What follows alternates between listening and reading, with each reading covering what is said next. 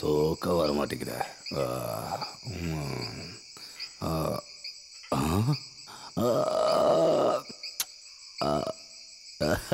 என்ன பார்த்துட்டு இருக்கீங்க? எடுத்து சாப்பிடுங்க. அப்புறம் ஸ்காட்ச் வாங்கி தரலன்னு ஊர் ஃபுல்லா கம்ப்ளைண்ட் பண்ணுவீங்க. நான் எதுக்கு உங்களை தப்பா பேச போறேன் மிஸ்டர் ஜிகே? ஏன் தெரியுமா, நீங்க தான் பெரிய மனுஷங்களா இருக்கீங்களே. இல்லைன்னா இன்னைக்கு காலையில என் பொண்ணை உங்களுக்கு கட்டி தரேன்னு நான் ஏன் யோசிக்கணும்? நல்லா யோசிச்சுங்க போங்க. ஆனா நான் கோடீஸ்வரனா ஆனதுக்கு அப்புறம் கட்டி கொடுக்கணும்னு யோசிச்சுங்க பாத்தீங்களா? அதுதான் தப்பு. நீ கோடீஸ்வரன் ஆகு இல்ல ஏதாவது ஆகு, ஆனா என் பொண்ணை நீ நல்லா பாத்துக்கணும். எனக்கு அதுதான் வேணும். ஏன்னா வாழ்க்கைன்றது ஒரு தடவை தான் வரும். அங்கதான் அங்கிள் நீங்க தப்பு பண்றீங்க. பணங்கிறது ஒரு முறை தான் வரும். பணம் இருந்தா எந்த சொர்க்கத்துல வேணாலும் வாழ முடியும். எப்பேற்பட்ட அழகு தேவதையா இருந்தாலும் நம்ம கிட்ட வேலைக்கு வரும். தினமும் இந்த மாதிரி ப்ளூ லேபிள் சரக்கு அடிக்கலாம். போலீஸையும் அதிகாரிகளையும் வீட்டு வேலைக்காரங்க மாதிரி யூஸ் பண்ணலாம். உலகத்துல இருக்கிற எந்த காலேஜ்ல இருந்து வேணாலும் டாக்டரேட் சர்டிபிகேட் வாங்கலாம். அது மட்டும் இல்ல, இந்தியன் பிரசிடென்ட் கிட்ட இருந்து அவார்டு வேணுமா அதுவும் வாங்கலாம். இருந்தாலும் நீ ரொம்ப பேசுறிய ஜிகே. என்னத்த பேசுற அங்கிள்? பணம் இருந்ததுன்னா என்ன வேணாலும் பேசலாம் அங்கிள். தெருவுல பிச்சை எடுத்துட்டு இருக்கான் பாத்தீங்களா, அவன் கிட்ட பணம் கிடைச்சதுன்னு வச்சுக்கோங்களேன், அவனும் இந்த மாதிரி தான் பேசுவான். அதுதான் உண்மை. பணத்தை பத்தி நீ பயங்கரமா பேசுறிய. நீ என்ன சொல்ற? பணம் இருந்தா சீஃப் மினிஸ்டர் கூட நம்ம கால்ல வந்து விழுவான். அதை தானே நீ சொல்ற? அதெல்லாம் ஒண்ணுமே இல்லாத விஷயம். இதுதான் ஐடியாலஜி. சரியான விதத்துல சரியான நேரத்துல நம்ம பணத்தை கரெக்டா யூஸ் பண்ணோம்னா அதை விட பெரிய விஷயங்களை எல்லாம் சாதிக்க முடியுங்கிறது தான் இந்த ஜிகேவோட ஐடியாலஜி.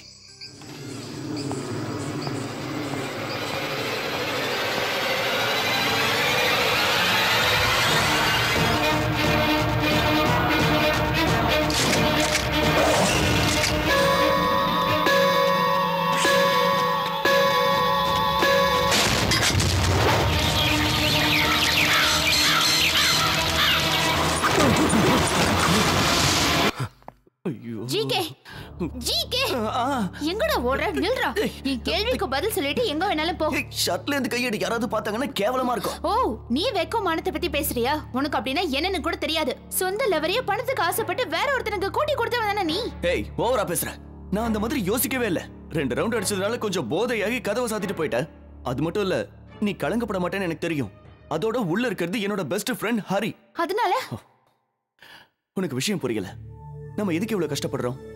பணம் சம்பாதிக்க தானே. இந்த பணம் எதுக்கு சம்பாதிக்கிறோம்? நமக்கு தானே. அடுத்த வருஷம் கோர்ட்ல உங்க அப்பா 5 லட்சம் ரூபாய் பணம் கட்டணுமே, அதுக்கு பணம் தேவையில்லையா? அத பத்தி நீ கவலைப்படாத. ஆனா இன்னொரு தடவை இந்த மாதிரி நீ என்கிட்ட நடந்துக்கிட்ட அதுக்கப்புறம் இத பார், வாழ்க்கையில சில நேரங்கள்ல சில விஷயங்களை விட்டு போகணும். அப்பதான் வாழ்க்கையில முன்னேற முடியும். இதுதான் ஜிகேவோட ஸ்டைல். உன்னோட இந்த கேவலமான ஐடியாலஜில என்கிட்ட வேண்டாம். வேண்டாம்னு சொல்லிட்டு தப்பிக்க முடியாது.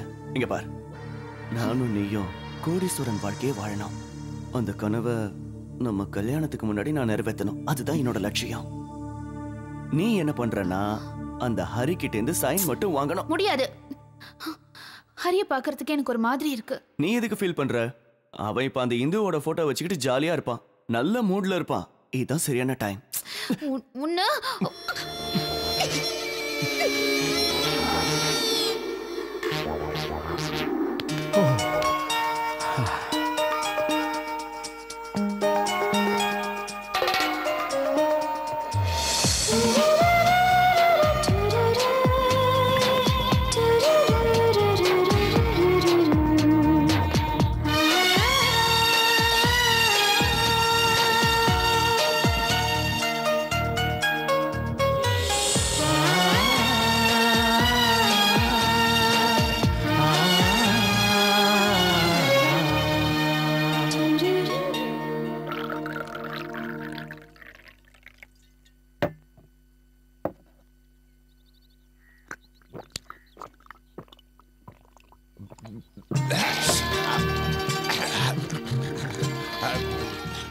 தம்பி, யோசனை அப்புறம் பண்ணிக்கலாம். முதல்ல இத குடி. குடுறா. எனக்கு வேண்டாம். எடுத்து ஒரு ரவுண்ட் அடி சகா. ரஷ்யாவுல பயங்கர குளிர் இருந்தப்போ லெனினும் ஸ்டாலினும் இவங்க கூட 2 ரவுண்ட் அடிச்சுதான் சரித்திரம் இருக்கே. இப்போ நம்ம மனசுல இருக்கிற குழப்பம் போகணுங்கிறதுக்காக நாம 2 ரவுண்ட் அடிப்போம். அதனால ஒண்ணும் ஆயிடாது. காலத்துல மாற்றம் வர மாதிரி கம்யூனிசத்திலையும் மாற்றம் வரணும். எடுத்து அடி. அடிடா.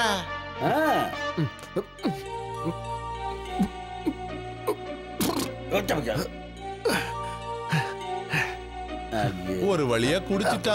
அவளை நினைச்சு வருத்தத்தில் இருக்கான் போல இருக்கு. அவ போனா போட்டும் சகா. பணக்கார வர்க்கத்தோட புத்தி அவ காட்டிட்டா பாத்தியா? நம்ம ஆளோட நிலைமை பாத்தீங்களா? தேவதாசை விட மோசமா ஆயிட்டான். என்னால இத தாங்க முடியல. என்னையும் ஒரு பெண்ணு நேசிச்சா. உண்மையா? என்னோட காதலி வள்ளி. ரோமியோ ஜூலியட்டோட காதல் கதையை கேட்டிருக்கீங்களா? அப்படி ஒரு அற்புதமான காதல் கதை எங்கள் கதை. ஆனா அவங்க அப்பா சொன்ன பையனை கட்டிட்டு ஓடிட்டா. அதே மாதிரி இவ யாரு? ஒரு சரியான பிச்சைக்கார. ஆனா அவன் ஒரு கோடீஸ்வரன். இவனை பாருங்க, தாடியும் முடியும் கண்ணாடியும் ஒரு காட்டா மாதிரி இருக்கா. ஆனா அவன் என்ன மாதிரி ரொம்ப அழகானவன். அப்படி இருந்தோம் அந்த பொண்ணு என்ன கட்டிக்க கெஞ்சுது. இவரு ஆனா ஒத்துக்க மாட்டேங்காரு. இவருக்கு இவரோட ஈகோ எங்கேயோ இடிக்குதா.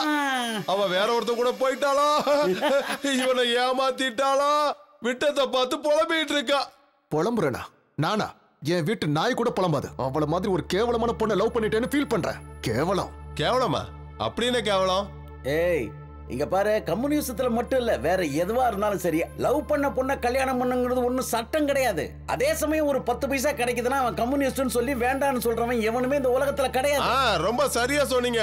யாரு வேணாலும் இப்ப சம்பாதிக்கலாம், கொள்ளக்காரனா கூட மாறலாம். ஆனா எதுவா இருந்தாலும் அன்பை பரிமாறிக்கணும். அன்புதான் வாழ்க்கையில முக்கியம்னு ஒரு சினிமா பாட்டு கூட இப்ப வந்ததேயா. என்ன படத்துல? அது என்னப்பா?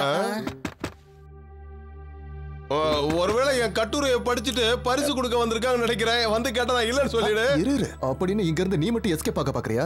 அடி வாங்குறதா இருந்தா 2 பேரும் சேர்ந்தே வாங்கலாம்.